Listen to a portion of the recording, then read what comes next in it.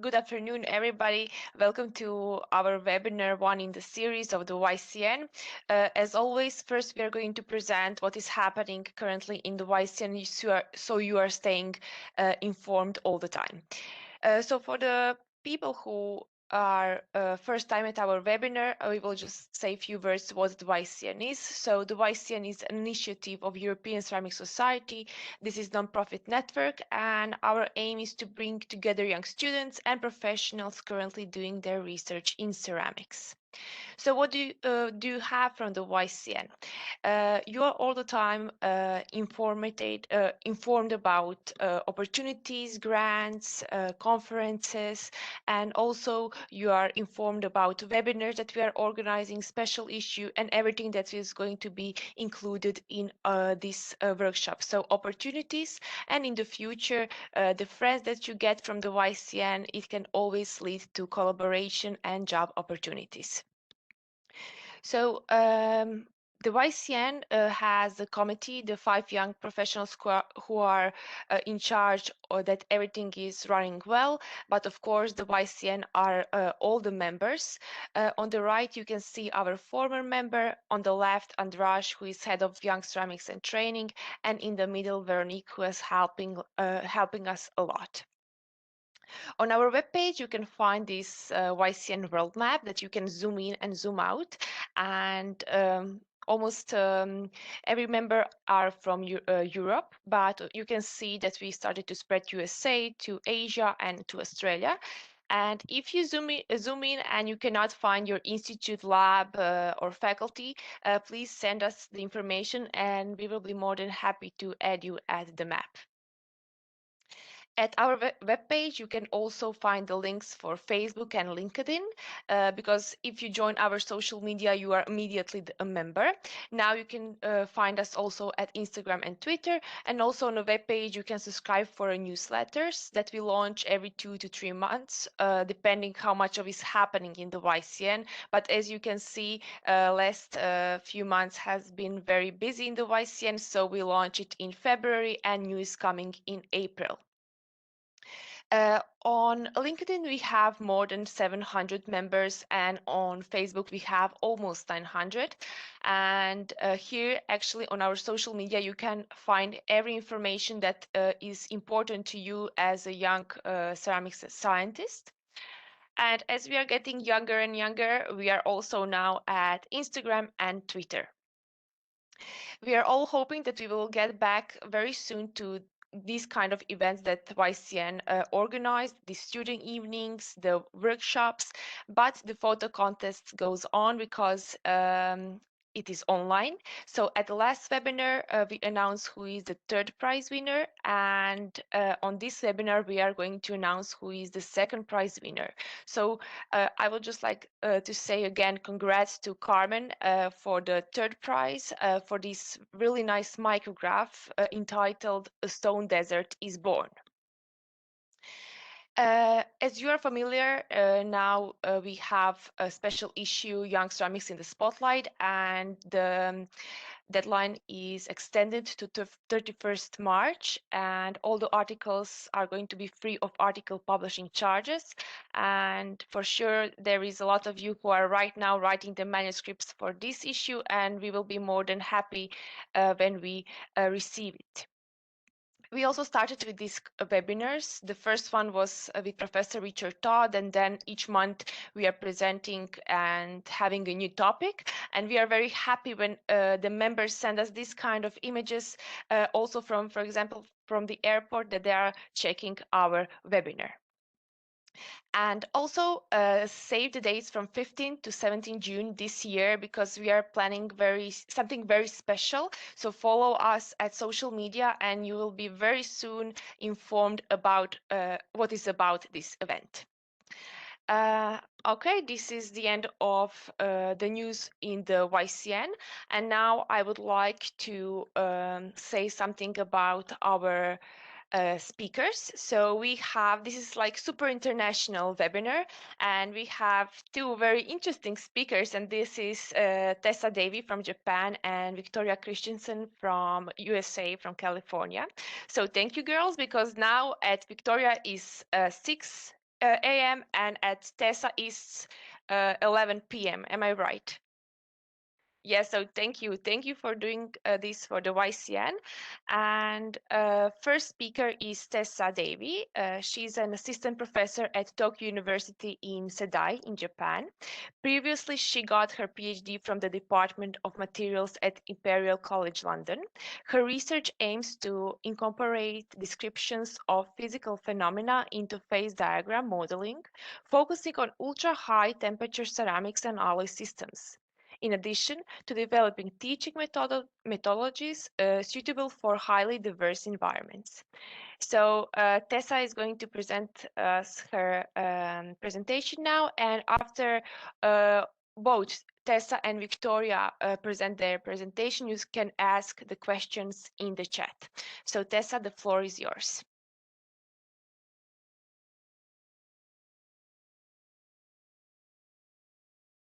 Hey, thank you very much for that really kind introduction.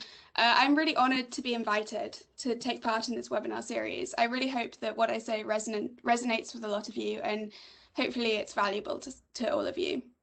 So as Antonia said, my name is Theresa Davey from Tohoku University in Japan, and I'm talking about professional skills for global environments. So let me start by introducing myself first. So my name's Theresa Davey, but please call me Tessa. Everybody does.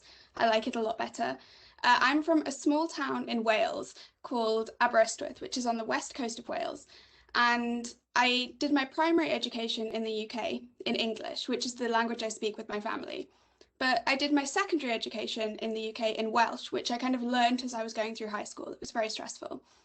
Then after I graduated school, I went to Imperial College London and I did a master's and PhD there, first in the physics department and then the material science department.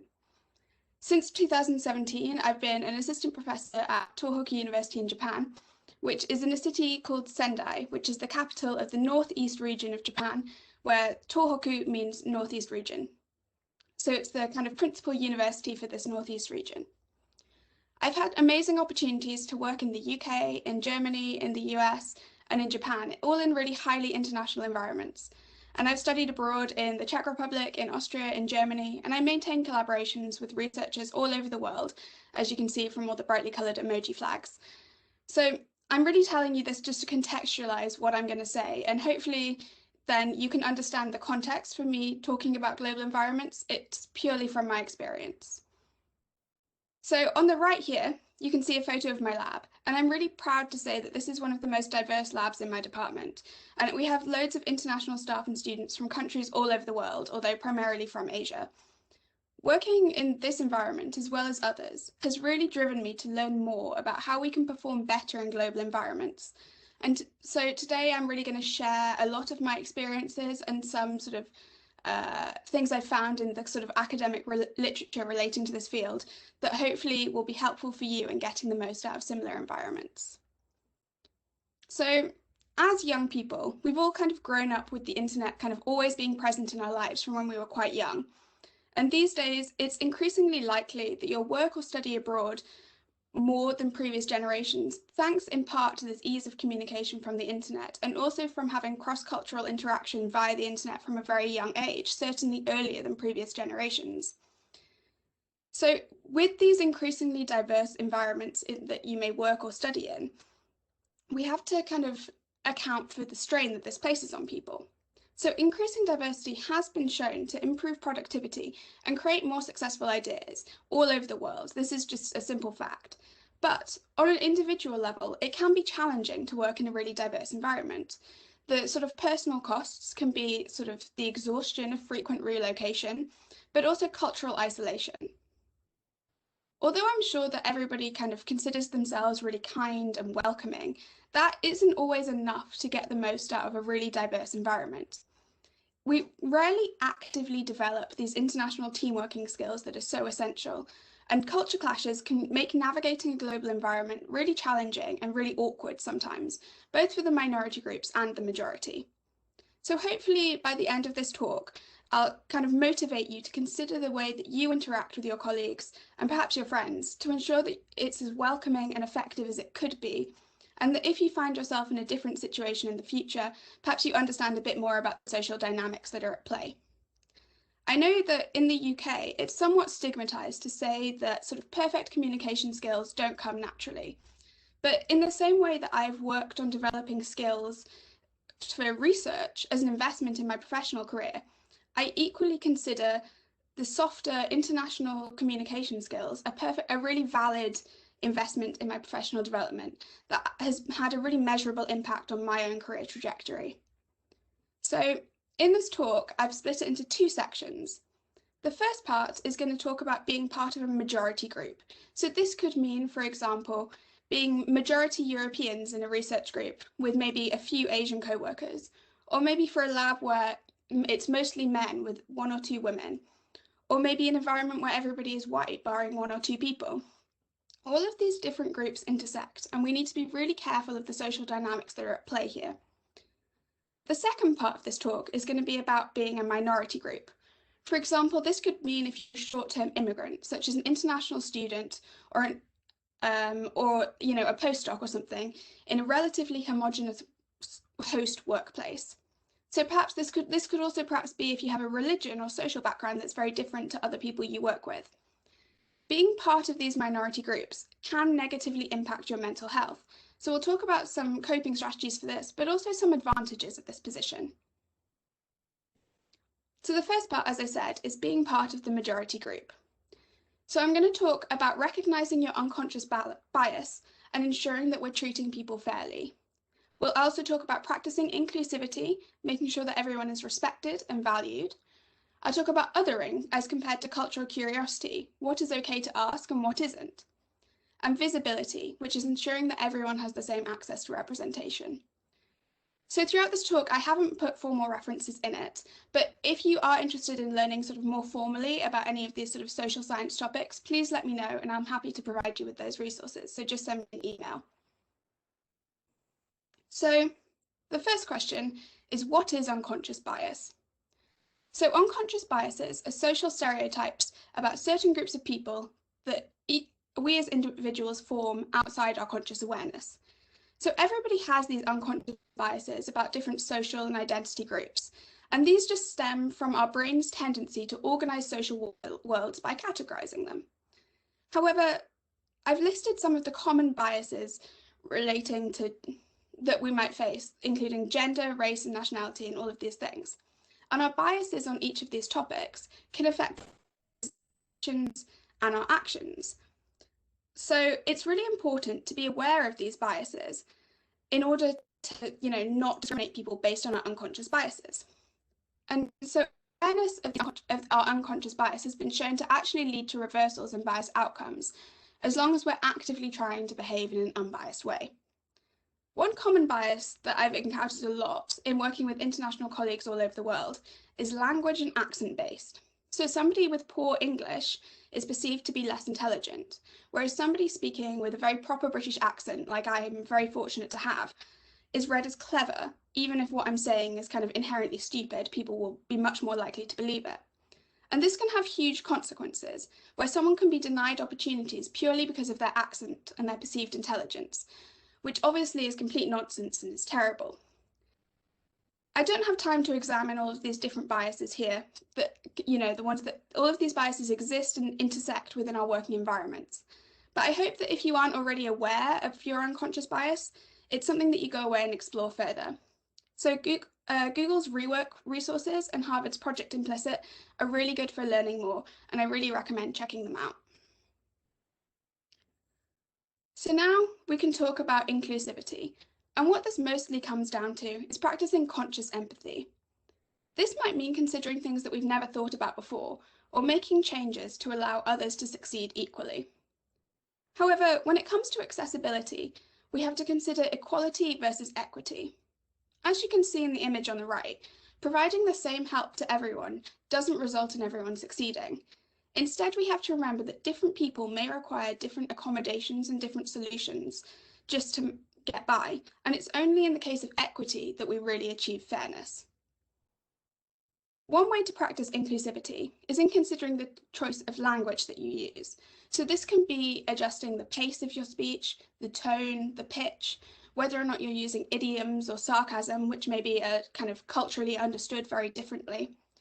This isn't about making assumptions on anyone's ability, but instead adjusting your communications throughout interactions to ensure that everyone can understand, everyone's following along, and everyone feels welcome. We should also consider whether the events that we're holding and the activities are welcoming. For example, events largely based around alcohol typically include non-drinkers, people from certain religions, but these can also be kind of gender and culturally impactful as well. It's important that that we're consistently inviting people to join activities, but if somebody is kind of always saying no, this could be, of course, that they just don't want to be friends, and that's fine, that happens sometimes. But it could be that the activities that we're organising are uncomfortable for them. And so in that case, it's really important to try and involve them in organisation to create activities that are comfortable for everyone to participate in. It's also really important to consider the social dynamics of a group. It's really easy for cliques to form. And so, to be honest, if cliques form, both groups will then adjust to that status quo and will consider it easier. That happens very often. But the problem is, when cliques form, people can feel really isolated. So it's important that even if you think people are really happy in, their clique, they have a subgroup within the lab or any environment, it's really important to reach out to them and try to include them as well. However, cliques are not necessarily bad. Smaller social groupings form really important parts of social supports, but they do have the side effect of sometimes making outsiders feel unwelcome and can lead to favourable treatment of those within a specific group. So it's important to be aware of those dynamics of smaller groups within a larger group, and essential to have common interactions that involve everybody in different groups. Unfortunately, because of biases and because of leftover racism and sexism that's really common in society, casual discrimination can also be commonplace. There can kind of be a mob mentality surrounding offhand casual discriminatory comments, and it can be really difficult to speak up and point them out, particularly if you're the one being harmed by them. It might feel easier to try and ignore them, and also, explaining things to people, telling people why they've caused you harm, takes a lot of work and is a lot of effort that people just sometimes don't want to put in. However, we can tackle this by consciously building environments where it's very acceptable to challenge discriminatory actions, and then it becomes much easier to tackle them without it becoming so emotionally exhausting. But this requires active participation from everyone, particularly the majority group, who need to commit to not being defensive when their behaviour is challenged, and also maintain a willingness to change when attention is drawn to something that they may have said or done. Beyond this, it requires everyone to reflect on their language and carefully consider any possible negative consequences of your actions or words. So now let's talk about the concept of othering. The verb to other is actually one of my favourite verbs because I think it really describes some of the experiences that I've had really particularly well. So if you haven't heard this word before, to other is to view or treat a person or group as intrinsically different and alien to oneself. So consequences of this could be that you exclude people because you assume, oh, women don't like this, we won't invite them. Or you force somebody to be a representative of a certain group. You're always calling them on to give the what do British people think about this? You always have to give that opinion. If you're referred to as different, oh, the only woman in the lab. If that's constant, it can make you feel really isolated. Now, this isn't always deliberate. Sometimes it arises from a natural discomfort around people who are different to you. But if we want to create a culture of equality, which is something that we definitely want, we have to consciously ensure that we're avoiding doing this. Unfortunately, this otherness status can mean that less attention is paid to certain people, they may get less funding, there may be fewer opportunities, compared with students who are aligning with sort of more typical expectations of the majority person. This also has the consequence of establishing hierarchies of power, where the majority group is placed above the minority group, which naturally leads to inequalities, tension, and conflict, which are all things we want to avoid in a workplace. In my own experience, being othered is really awful, and it creates a really strong sense of discomfort in the environment where you live and work. to be made to feel like you aren't part of the environment where you spend all day, every day working. You know, that is my home environment. To be made to feel like I'm not really part of that is absolutely devastating, and nobody should face that. So it's really important to be careful to avoid othering people and see them primarily as individuals ahead of anything else. So of course, coping with diversity on like an everyday level often means recognizing difference while looking for a common cultural bond. Being curious about someone's culture is very normal and fine to ask questions as long as they're responding positively. If they start responding negatively, then obviously you should stop. But it's really important that while it's okay to be curious, you have to remember that they're a person. And so the cultural aspects that they're sharing with you are not the whole story about them, and they aren't just a stereotype based on what you know of that culture. So then the final point in this section is about visibility. So one important thing that really helps reduce feelings of isolation is having good visibility of different diverse groups. So ensuring that there are resources and opportunities for everyone. In the West, science can feel a bit dominated by white men, and so it can be quite rare for minority groups to relate to speakers on a sort of level that they can see themselves in them.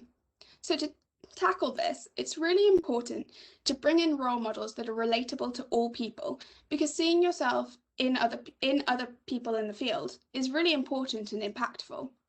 So this could mean inviting diverse speakers when you're arranging a symposium, or it could mean choosing papers by diverse authors when you're holding a journal club, or it could mean holding events that represent everyone's culture.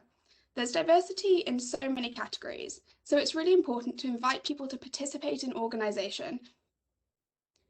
However, what's really essential is that everyone is committed to consciously ensuring diverse representation and actively considering diversity when inviting speakers or doing similar things. So the second part then is about being a minority group. So I'm going to talk in this section about assimilation and cultural adaptation. I'm also going to talk about cultural identity and mental health, so some of the mental health effects of submerging yourself in a host culture as a minority. I'm also going to talk about personal scientific identity and affecting change by using your otherness for good. So the first question that most minorities might have is whether or not you should assimilate. Or perhaps maybe you should create a globalized environment by showing your culture.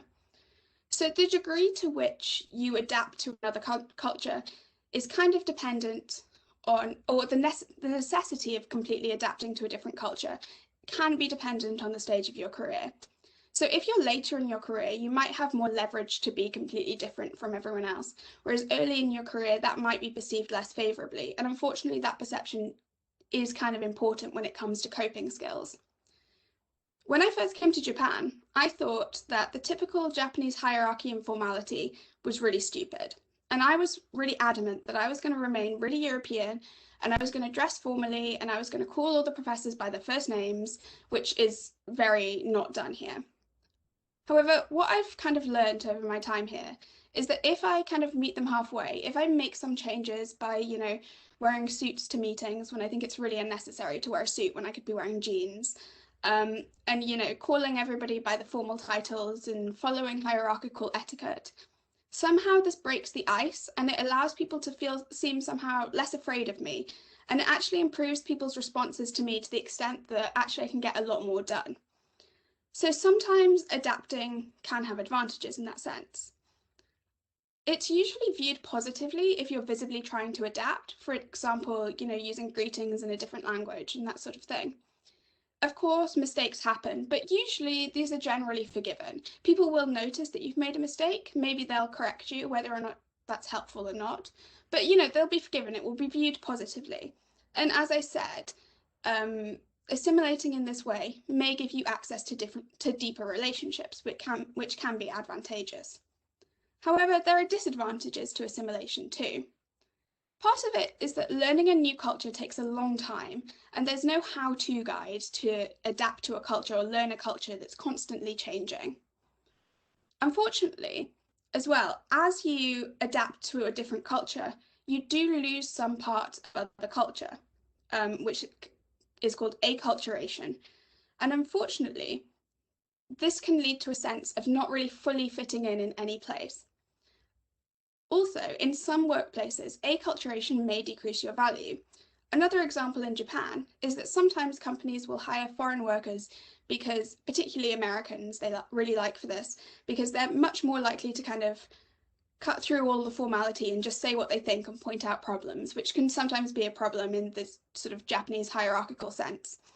But the problem is, expats in Japan tend to lose their willingness to speak out so bluntly the longer that they've been in Japan, as this acculturation happens, and that decreases their value in this company. It's quite an unusual context, but the acculturation may affect the way that your working environment functions, and it's important to be cognizant of it. Whether or not you assimilate kind of depends on what your long-term intentions are. So, for example, if you only plan to be in a country or in a certain environment for a short time, perhaps 1 year or a few years, or whether you plan to stay there long term, if you're staying long term, assimilation is probably far more important. Usually, there's a middle ground between trying to fully assimilate and trying to fully keep your previous culture.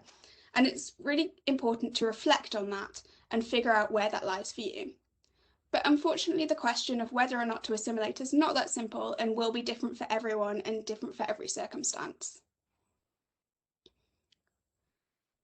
So let's talk about the impact of being a minority on mental health.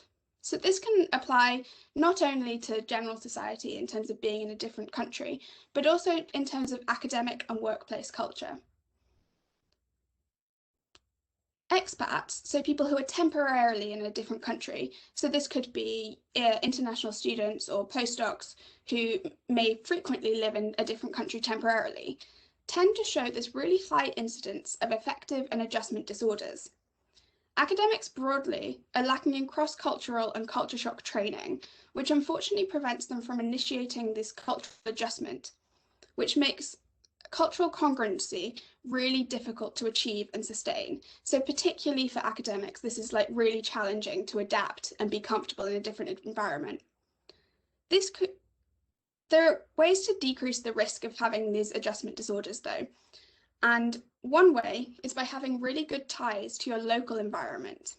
So this could mean having really good relationships with people locally, either co-workers or friends, or perhaps an expat community of people from your home culture.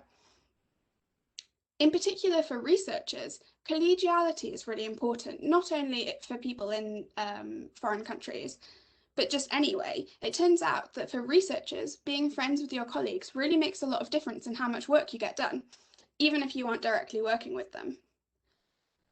And so even just by having good social interactions with your colleagues, somehow you get more research done when you're friends with the people around you. However, for minority groups, so people working abroad, having your own space is also really important. Living in an unfamiliar environment can be really draining, and so having that safe space and those good relationships and that strong local environment really significantly decreases the risk of suffering from mental health problems. Research also shows that it's important for expats to preserve a positive immigrant identity while embracing the dominant culture, which means that it's important to take the time to learn about the dominant culture that you're submerged in, but also remain positive about your identity as an immigrant. It's really important to identify with both the host and the parent culture in order to sort of survive without too much strain in that environment as a foreign worker. So one thing that's more specific to science that can be really helpful is having a strong personal sense of scientific identity. So this is basically an understanding of your preferred styles and morals with regard to things like learning style, teaching ethos, your hierarchy, formality, your personal boundaries at work, and so on. It's really important for everybody, and everyone can benefit from reflecting on what their values are around each of these topics and considering how to adapt their daily life to reflect these values and how they go about their scientific careers. But particularly, while you're navigating assimilation and acculturation and cultural adaptation, developing the sense of personal identity can kind of anchor you within that, and it can stop this kind of loss of personal cultural identity from becoming too overwhelming. So finally, I want to talk about leveraging your position to affect change. So a huge advantage of globalization is that you can borrow positive traits from all different cultures. As someone from a different background, you may be able to see things that can be improved or give constructive feedback on a working environment. So this is really valuable, but unfortunately it can be quite a delicate thing to do. And it has to be done in a really cultural sensitive way, avoiding direct criticisms of the culture. So if systems for change already exist, it can be most effective to use those. But the way that it will work generally is very environment dependent. Most workplaces these days are starting to recognize that globalization and diversity bring positive changes.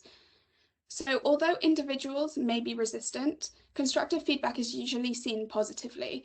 And so it's really something that, if possible, we should all strive to achieve so we can get sort of this amazing globalized environment that we're all seeking.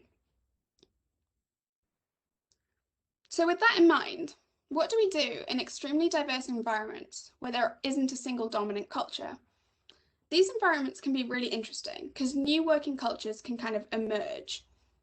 Social clustering is naturally still going to occur. As I mentioned before, smaller social groupings are a really important part of how we can socialize as humans. And so this doesn't have to be a problem. But within these really diverse environments, it can be challenging to navigate building good relationships without culture clashes. The key thing here is to adapt and adjust your communication strategies. So what this means is that when there's a common culture, actually a lot of communication is unsaid or implied because everyone has the same cultural context, so it's easy to get things across. When there isn't a single common culture, it's important to change the way that you communicate in order to ensure that the information is properly conveyed. We can also consider the case of a very global career, where someone may work for short periods in different countries, where they may or may not be a minority. In this case, it's really key to embrace exploring new cultures, and again, to adapt and adjust communications to ensure that all information is being conveyed properly, as without cultural context, sometimes misunderstandings can happen. So with that in mind, let's be a bit more specific about what these communication strategies might entail. So first we can consider presentations, where the main message basically is to know your audience and adjust your presentation accordingly. So this could involve adjusting your language level, for example, using simpler language, or perhaps if you're with people who may struggle to understand your accent, putting more text on the slides because they may be more comfortable reading. Again, with slides, maybe they can be busier or simpler depending on what is kind of comfortable to people in a different environment.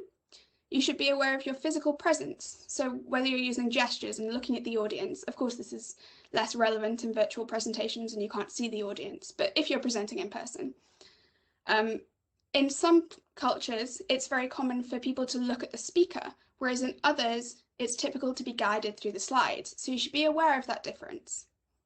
Obviously, jargon can sometimes be a minefield when it's not common in different fields. Selling technique, actually, when it comes to presentations, can be really key. In some countries, like in the States, it's very common to kind of give this presentation selling your work and have this really flashy presentation where you show it's the best thing ever. And that is really seen as really positively in some environments. But in other environments, that can be seen as really negative because it looks like you're trying to deceive people and it just really is frowned upon in some places. So it's important to be aware of those differences. Then, of course, do you want to stand out, perhaps by dressing or presenting in the culturally common way, or do you not mind standing out? And the same thing applies for formality. There's lots of different things to consider, and just bear in mind that these things might be different in different environments. We can apply the same thing to interpersonal communications. So again, this comes down to choosing language that can be comfortably understood when you're having a conversation with people. As I said before, this doesn't mean that we assume that somebody isn't able to understand, but if you're having miscommunications during conversation, you adjust as you go. In some cultures, interruptions can be extremely rude, whereas in others, they're part of like the normal sort of conversational flow. So you should be aware that it may be received differently depending on the context. The same with hierarchy and formality, is it's sometimes frowned upon for a less senior person to interrupt or lead the conversation. And also there's cultural expectations regarding personal space and gender roles. And so these will all impact how you interact with people. And it's important to bear them in mind to have the most effective interpersonal communication. The main thing is just to read the room and check to see if people around you are comfortable and to see if you're comfortable. And if you or other people are not comfortable, adapt the way you're communicating. In these settings, it can be really good to invite feedback and accept it willingly without being defensive. Although at first doing all of this can take some practice, as you get used to very diverse environments and you get used to practicing these skills, it does become second nature. So the key takeaways are that diversity is good. It's been shown to improve outputs and efficiency, and what we really want to do is foster humanity by applying conscious empathy, so being empathetic to people around us in order to attain the full benefits of diversity. We know that unconscious bias is real and we all have it, so it's really important to recognise it and act accordingly. We also should be aware of the mental health costs of globalisation, and that this may cause people to have certain needs that need to be considered into creating an equitable environment. And finally, when it comes to equality versus equity, we have to make sure that we're making adaptations to be truly inclusive. Inclusivity doesn't involve inviting somebody one time, it involves consistently making sure that they're respected and included. Every environment is different, so basically just reflecting empathetically on the people around you and their behaviours and their reactions towards you is really the key thing here. So finally, I want to touch really briefly on this past year and on how this applies to our experiences with COVID-19 and also to other regional disasters that may occur. So right now, the whole world is struggling with this pandemic, and certainly some places are worse affected than others.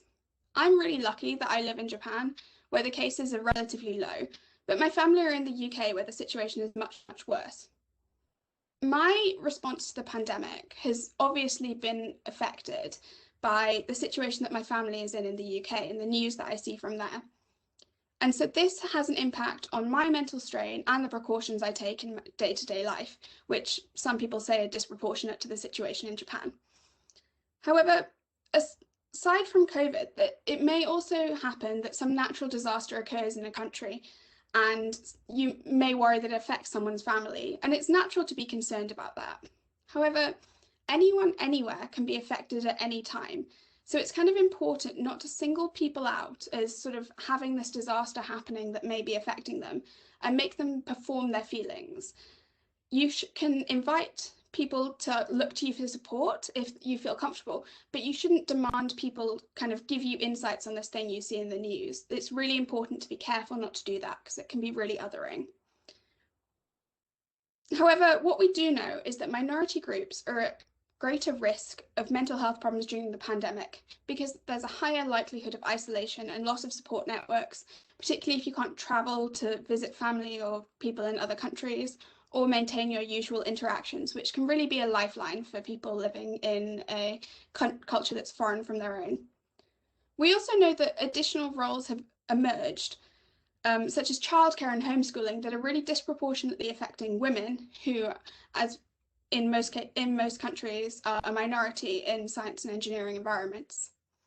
However, we shouldn't single these people out because they're minorities and they're more likely to have issues. However, it's important to be cognizant that certain minority groups are more at risk of having of being greater impacted by disasters like this. So again, this comes down to empathy. If you're able, it's important to reach out and offer support, not only during the pandemic, but just generally.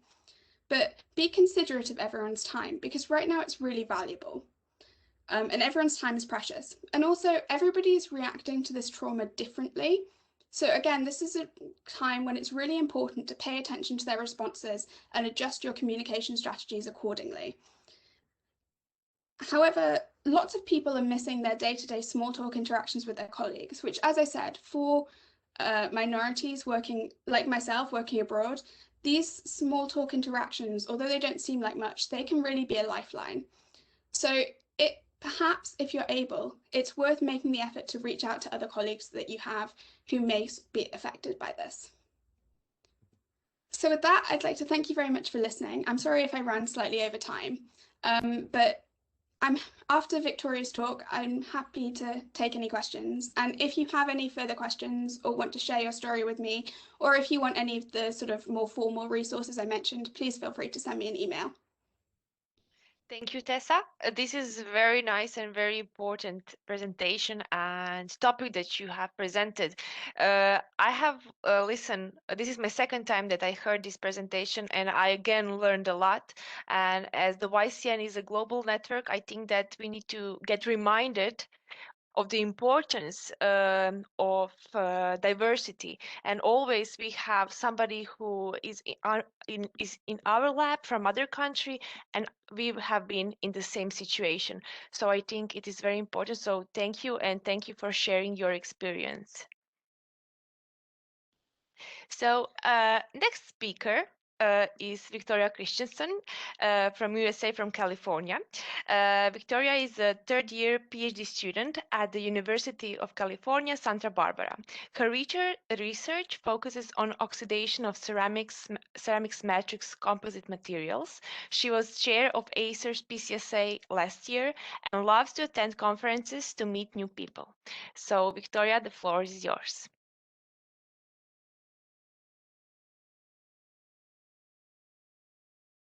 There we go. I just had to find the unmute button. Thank you so much, Antonia, for the introduction. I am really excited to be here to talk to you all about the American counterpart to the YCN, so the President's Council of Student Advisors. And I'm also going to just quickly mention, and I'll ask Antonia to jump in at the end too, to just briefly discuss our experiences with gaining international friendships and collaborations, and really just how you go about that and how you maintain them over time. So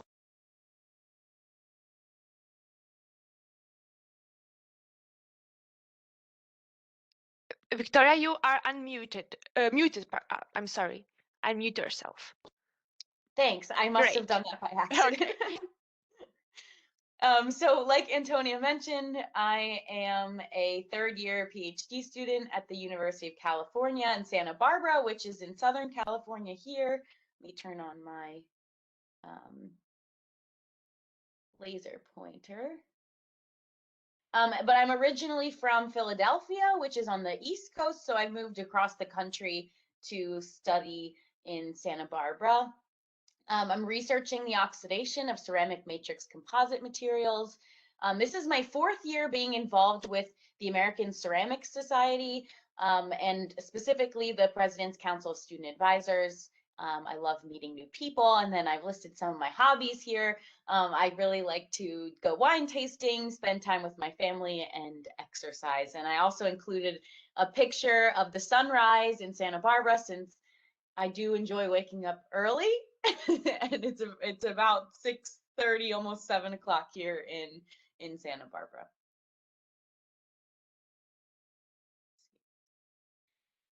So the President's Council of Student Advisors really is, the purpose is to represent the society to students and to advocate for students within the society. We interact with the board of directors and the ACerS president, which is Dana Gotsky, and her picture is here. She's super nice, so if you ever see her at an ACerS conference, definitely go say hi. And I'm going to talk about how we accomplish these two purposes through technical programs at meetings, outreach activities, developing relationships with people in industry, working with students and the grade school age, and then developing leadership skills to become future leaders within the ceramics field. So this is our delegates. We have 41 delegates. So unlike the Young Ceramists Network, we do have to apply to be in the PCSA. So we usually have about 40 to 50 delegates each year. This year we have 20 delegates that are returning that are doing more than 1 year within the council. And we do represent 25 universities and 4 countries. This year we have delegates from the UK, Germany, and Italy. This past year we had our annual business meeting that was virtual, but usually it takes place at the Material Science and Technology Conference in October, which is part of the American Ceramic Society's annual meeting. We have very different technical expertise within ceramics. So a lot of us work on engineering ceramics that are high temperature materials, armor ceramics, things like that. But we're also interested in electronics, bioceramics, refractories, basic science. And these align with the technical divisions of the society as well. And then this picture at the bottom is a really fun one. We're really present on social media, and this particular is through our Instagram. We do something called Day in the Life, where we do an Instagram takeover, and we basically share what it's like to be a graduate student at our university. We share our routines, how much coffee we drink in a day. We share about our research and show what our universities look like. So that's really fun. So definitely add us on social media if you're interested. We have some committees that work on specific activities that the PCSA hosts. The programming committee will work on competitions and networking events at conferences. So if you've ever attended the International Conference on Advanced Ceramics and Composites in Daytona Beach, you may be familiar with this competition that's really popular with the students. We give them shot glasses that you wrap with protective pipe cleaners, and we drop them from different heights, and whoever survives wins a prize. So these are just fun things, and it really gets us to be able to meet a lot of different people while we're working on this competition. We do a lot of outreach, so we reach out to young students in classrooms to talk to them about what material science is. I don't know about you all, but I didn't really know what material science was when I was younger, and I really only discovered it later in life. So we're trying to introduce ceramics and make them aware of different careers so that they can decide whether they want to study material science going forward. Our External Partnerships Committee hosts a mentorship program, which I'll talk about a little later, and focus on professional development so that we can create a foundation for lifelong ceramic careers. I mean, a lot of different spaces, whether that's academia, research and development, or any other path that you may take. And our communications committee, you may have seen, manages our social media platforms, as well as the ACerS monthly bulletin articles. So some of you actually have written articles for us, so we appreciate that, thank you. But students can write articles called Deciphering the Discipline, and you get 1 page to write about your research. And so that's a great opportunity to collaborate. So if anyone is interested in writing an article, please feel free to reach out to me after the talk. Antonia has my information. And so here's a picture of some of us doing demonstrations to younger students and talking to them about ceramics and material science, which is super, super fun if you enjoy teaching and demonstrating different activities. Where you'll find us in the society, so the American Ceramic Society has different technical divisions, which I mentioned in that pie chart earlier in terms of our technical expertise. We also have different ACerS sections throughout the United States. So there is a Northern California section that is local to me, so we can interact with people near our universities. We do also have some international chapters. So we have a chapter in Germany and Italy, and a UK chapter. So that's another way to interact with some ACerS members. But we also newly have an online member community that allows us to kind of network with people virtually. So I'm involved in the engineering ceramics member community, where it's mostly a technical expertise that you share. But I'm also involved in the diversity and inclusion community, where we share resources and links to different events and things that celebrate our diversity within the society. So I really like this group a lot. And this is a picture of us at the in-person winter workshop, which was always super fun, and a lot of ACerS students came to attend and learn about different technical topics and professional development topics within the society. At conferences, you'll see us presenting research and hosting symposia. So this is something that's new to us, and I think it really steps up our game as students within the society. And perhaps this is something maybe that we could do a joint symposia with ACerS students in the future. But this past year, we had a symposium on humanitarian engineering that we're really proud of. And we invited speakers, and we hosted the symposia, and it was a really great event. I mentioned the winter workshop. That's a great event where we can network with students, and that happens actually right before a conference. So you can make friends before you're introduced to this big kind of intimidating scale of a conference. And really, we just make friends. And I think we're making new friends, and we interact with old friends, and these friends become really lifelong because we're going to be involved with ceramics, and it's a small community. So we're going to end up being colleagues for the rest of our careers, which is really exciting. So this was us at the winter workshop sharing information about the YCN with Antonia a few years ago when it was in person. You'll also find us investing in young students. So like I mentioned, we do classroom outreach where we give presentations to students about what material science is. We've partnered with youth organizations such as Girls Inc., where they inspire all girls to be strong, smart, and bold. So this is where we can give those demonstrations to teach girls what material science is and how fun it is. And I mentioned social media. So we've thought very deeply about how we interact with many aspects of the society, which is what this flow chart represents. But one of those ways is engaging people through social media. So our Facebook page and our Instagram, we share different did you know. So this example is, did you know the Sydney Opera House uses over 1 million ceramic tiles in its iconic roof? How's that for style? So we definitely invite you all to follow us on social media and engage with our posts. Really just learn more about us as people, and we'll definitely share your Facebook pages so we can engage with you guys as well. You'll also find us working with employers. So we have PCSA alumni that we interact with. This is an example of a PCSA delegate named Katie who reached out to one of our alumni, Jeff Brenica, who's a professor at the Colorado School of Mines. And she just reached out to him and asked to do an informational interview, and they recorded it and provided it for everyone.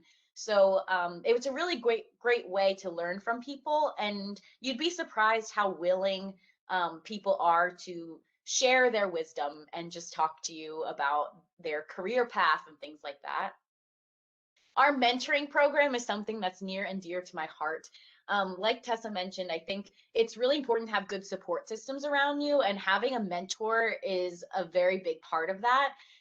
Sometimes it's difficult to find a mentor. So we have this program where you can get matched to a young professional or a more established professional within the society that may be within the same technical expertise as you. And you meet once a month and you really get to know them, and they can help you through career changes and things like that. And then finally, we have conference networking events where we organize this panel for students and young professionals at one of the conferences where you can learn more about different career paths. And here's a picture of one of our alumni, Scotty McCormack, who was a PCSA delegate and became a professor, very similar to Tessa. She's also a PCSA alumni. And it's really great to keep in touch with them, to help them fill their labs, and we get opportunities through their networks as well. So I put these 2 links for how to join, including if you're not involved with the YCN and you're in Europe, it's very easy to join. You can join their Facebook page, their LinkedIn page. I hope to have lots more future collaborations between the PCSA and the YCN. And if you're interested in applying to be in the PCSA, you can do that as well. Our deadline is March 30th. So now I just wanted to transition just slightly and to talk for a few minutes about the benefits of international networking. So I'm going to invite Antonia to turn her video back on and maybe unmute herself to chime in anytime she wants here. But I just wanted to introduce some benefits of networking and just share some examples of just the relationship that I have built with Antonia and how we met. So just a list of some of the benefits, and you may know this kind of is hammered into our heads, but it's really fun to learn about other cultures and experiences and celebrate some differences that we have, but also maybe some similarities.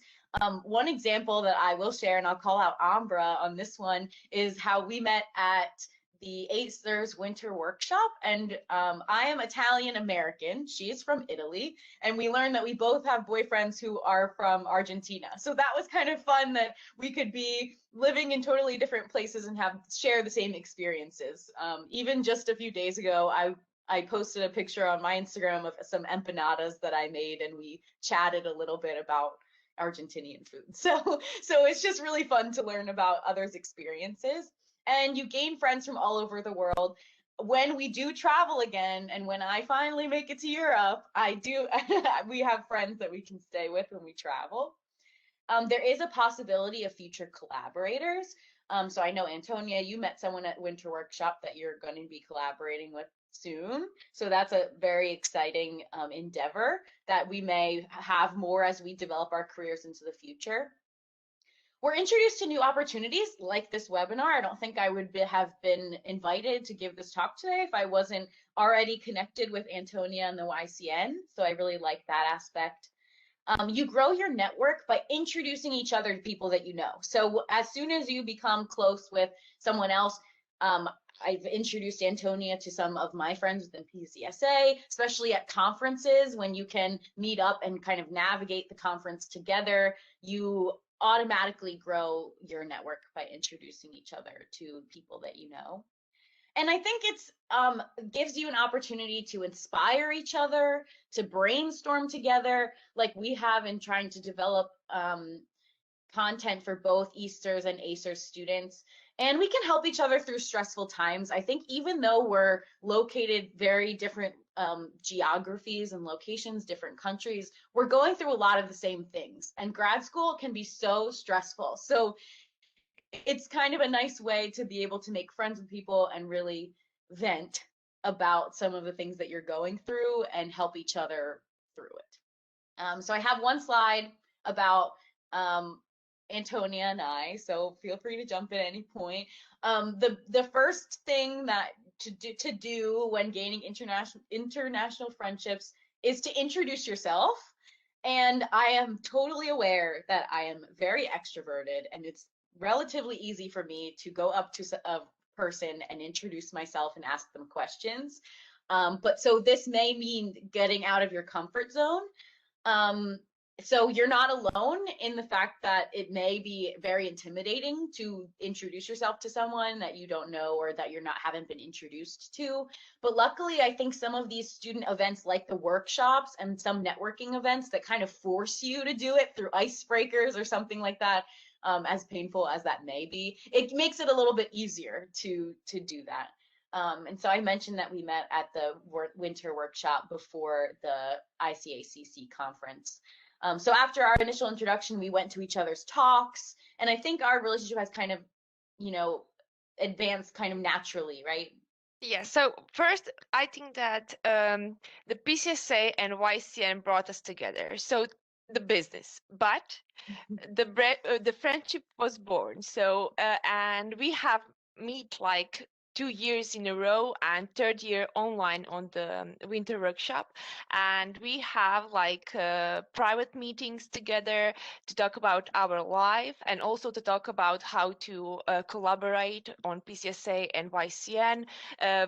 she's introducing me to the PCSA delegates. I'm introducing her to the YCN committee and to the members. So yeah, this is like the professional, but it is a friendship. I think it is important to build a friendship also because, as Victoria said, it is a lifetime, and it is much. It is. It's more beautiful to collaborate this way. Yeah. So now you can continue. No problem. Thanks for adding that. The second point I had here is just to ask questions, I think, and be genuine. So I think part of wanting to gain these international friendships is just that. It's like you don't have in your head a exact reason, why it's sometimes. I think sometimes in order for it to gain to start and become very genuine and develop a friendship, a lot of it's just asking, how are you? Sometimes we asked about what COVID was like in their own country when we were in the one-on-one situation, so we could try to just relate to each other and figure out when we're getting out of this thing. We talk about our hobbies and what we like to do for fun, and we also talk about our research. I think it's really interesting. Antonia works on biomaterials and I work on high temperature materials for aerospace, so it's kind of interesting just to learn about a different topic within ceramics. And I mentioned to be genuine, so just I think it's important to be honest and open, and it's important for both of us to make an effort. So I mentioned we go to each other's talks at conferences, even though we don't work in the same field, just for support, like building those support systems and seeing a familiar face in the audience is great. And I will be honest, I have not been to Europe yet, and I will make the effort to come because I know Antonia has come to Daytona Beach in Florida for the ACerS conferences. So that's something that I am aware of, and I will make the effort to do. Anything else you want to add, Antonia?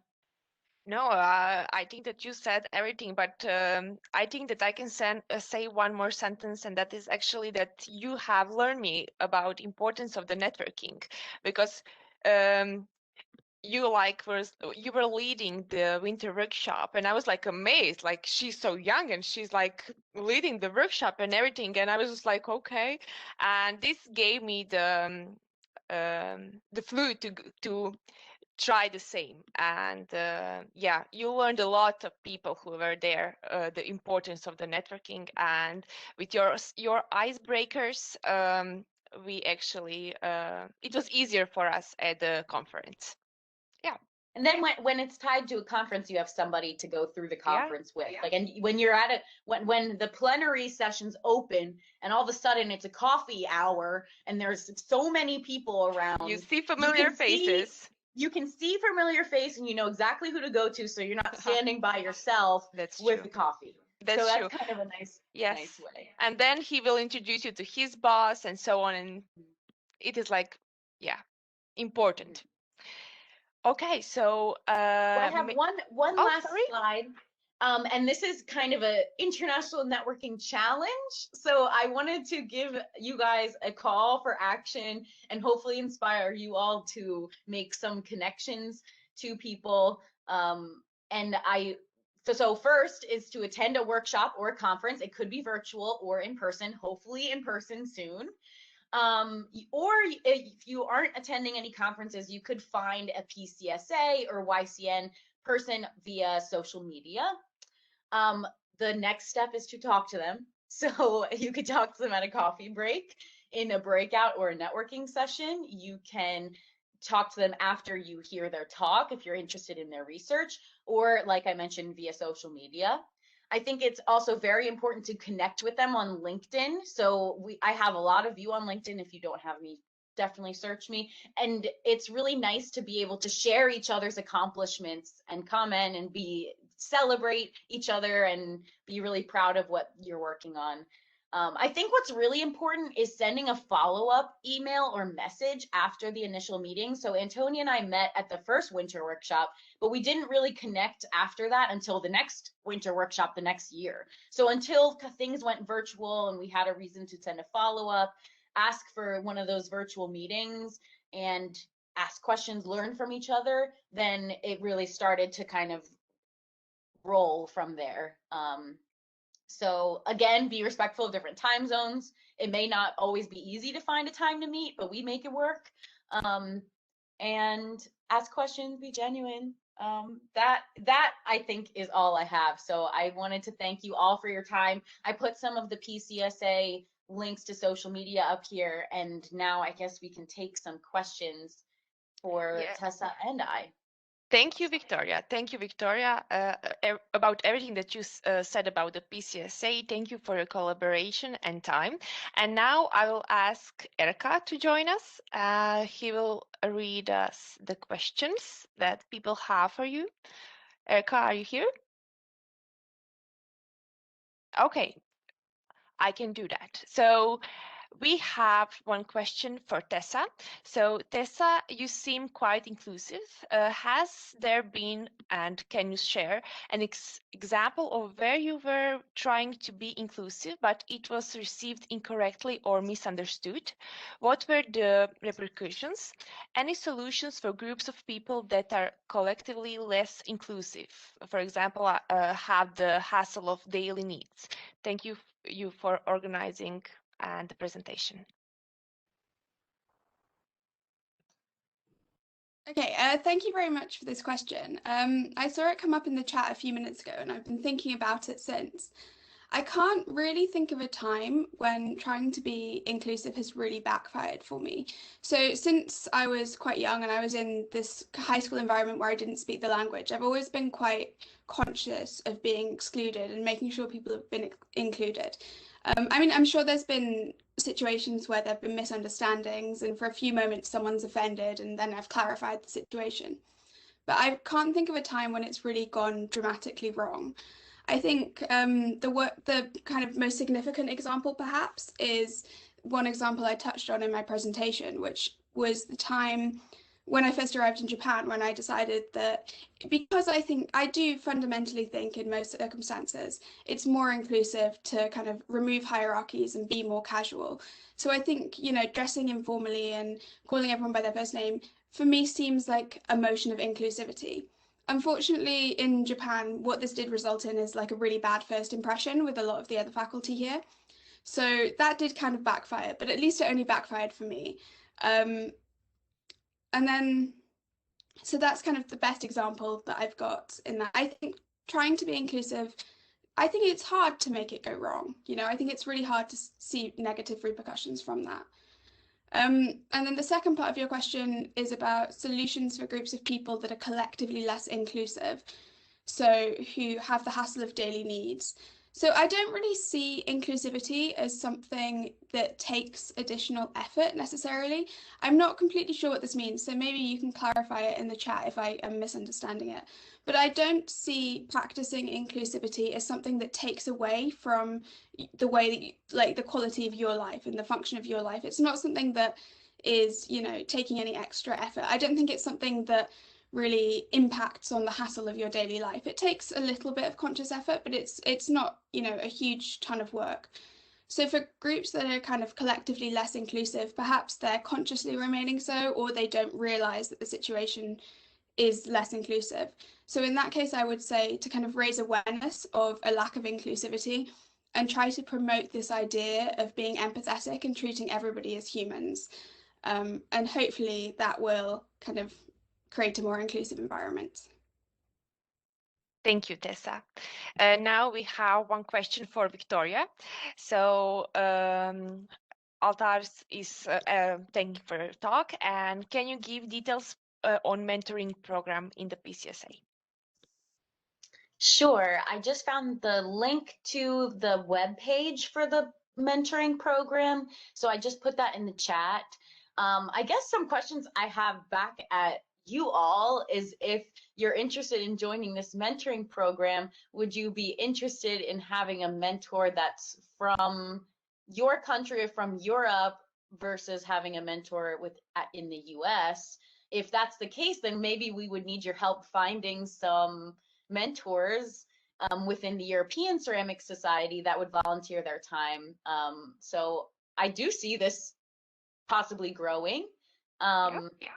So and maybe we would be happy to kind of share how the mentorship program works. So what happens is you sign basically a Google form in the fall or the summer if you're interested in getting a mentor. And there's lots of information on there about like what you're looking for in a particular mentor. When you sign up, you kind of have to do some self-reflection and figure out if you would like your mentor to help guide you through a career transition, if you'd like your mentor to help you grow your network. Just kind of think about why you would need a mentor in that case, and then think about, you know, if you want that mentor to be a woman, if you're a woman, to like meet someone similar to you, if you want, you know, specific things that you're looking for. And then the mentors also we ask to sign up on a form as well with those information about what they can provide to a mentee. And then we do the matching. So our committee works really hard to read your responses and match you to the perfect mentor for you. And then once you're in the program, we send out every month, we send out a discussion topic. So you don't have to, if you don't want to, come up with things to talk about yourself. You can follow the discussion topics.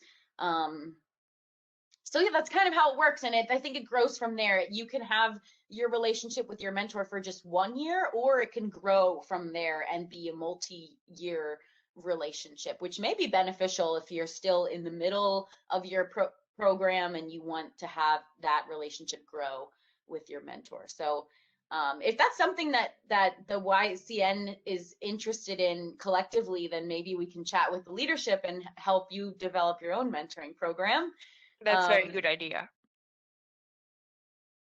Yeah, thanks for your interest. Thank you, thank you.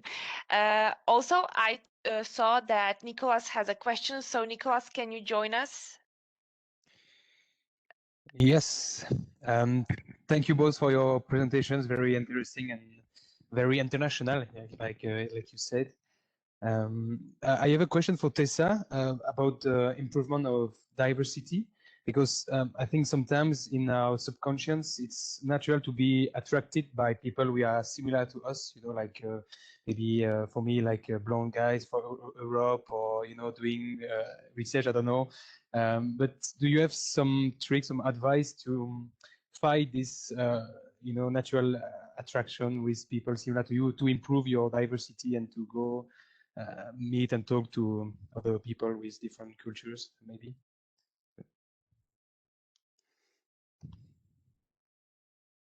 Thanks. That's such an interesting question. I mean, I completely agree that it's really natural to gravitate towards people who you're similar to. I mean, that's the whole reason that cultures emerged on Earth, right? Is because we like to be surrounded by these environments of people similar to us. And in a way, breaking away from that is challenging the whole society that we as humans have created. But I don't think that's necessarily a bad thing. I think when it comes to feeling comfortable interacting with other people, some things that I've found really helpful has been practicing communication. So for me particularly, I remember when I was much younger, certain accents, I found them really challenging to understand. And also I would speak really quickly and nobody could ever understand me. And it just made like cross communication a complete nightmare. And hopefully when I haven't had too much coffee, that's better now and people can understand me more easily, and I'm better at kind of adjusting my communication to improve that. And I think leaning into the awkwardness and embracing the different kind of curiosity about different cultures, but also finding things that you have in common within that is really important. So finding some sort of common ground really, for me, has been really beneficial in kind of creating good interactions with people who are not necessarily similar to me. Okay, thank you. Thanks a lot. Thank you very much. So I can see that there is no more questions. Erka, Nicholas, if I'm wrong, you Yeah, can... there's one possibly sent privately to me, so maybe Okay. the others don't see it. Yes, you can Just copy that. tell me if it already popped out. But Okay. this one's for Victoria. What do you do to set expectations for assist? Sorry, what do you do to set expectations for new PCSA members? especially younger members such as UGs, undergraduates, yeah, which may not feel incorporated into a typical graduate student dominated group such as PCSA? That's a great question. And that's actually, so I actually joined PCSA as an undergraduate. So I was part of that group, that I guess minority group within the PCSA, where it's mostly graduate students. And so generally what we look for in terms of the delegates through the application process is some leadership inclination. So if you want to get more involved and lead a group of people, we just kind of look for a genuine effort in wanting to grow your network and wanting to be involved with the society. So that can be both undergraduates and graduate students. In terms of including the undergraduate students, when I was involved, I used it as a learning experience. I asked a lot of the graduate students what it was like to be in graduate school, because at that point I didn't know whether I wanted to go to graduate school or not. So I think it was a great opportunity for you to learn from those graduate students, decide if you want to go to grad school, and in some cases figure out where you want to go to grad school, because we're a big group and we're a little bit international. So if you're thinking about where you even want to go, that would be it's a great place to meet students to figure out, what to do next in that career transition. But I think in general, the culture of the PCSA within each committee is that everybody works on any of these activities that I shared. So it's not dominantly a graduate student or undergrad that's allowed to take charge. I think if you want to lead something, then you can go ahead and do it. So hopefully that culture remains for the next few years. But yeah, we're happy to take any volunteers. Thank you, Victoria. And one more question pop up for Tessa. Is there any gesture or action that especially show you to be included when you started your new job in Japan? I really like this question. This is great. I feel like I often focus on like things people have done to make me feel not included in Japan. So it's been a really kind of brief 1-minute reflection on the nice things that I've experienced.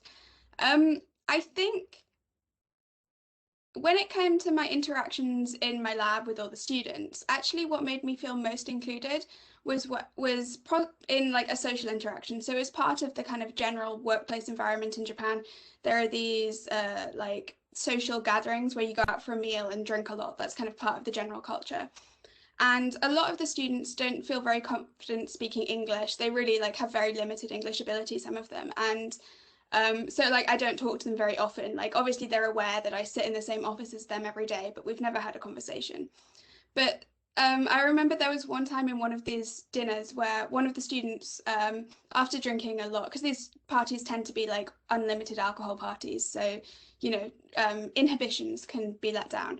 One of the students, and they were obviously all like encouraging each other to try and talk to me, and they just really wanted to share like something about like a British football team or something. They just really wanted to share this with me, and it really, although it was kind of silly, it really made me feel like, because they'd obviously been dwelling on wanting to share this thing about this British football team that I really don't care about, they'd been wanting to share this with me for a while, and that really made me feel like I was somehow like part of their daily life, that they were like thinking about me at all. Even if I wasn't talking to them, I existed as part of their worldview, and that really made me feel kind of more comfortable in the lab, I think.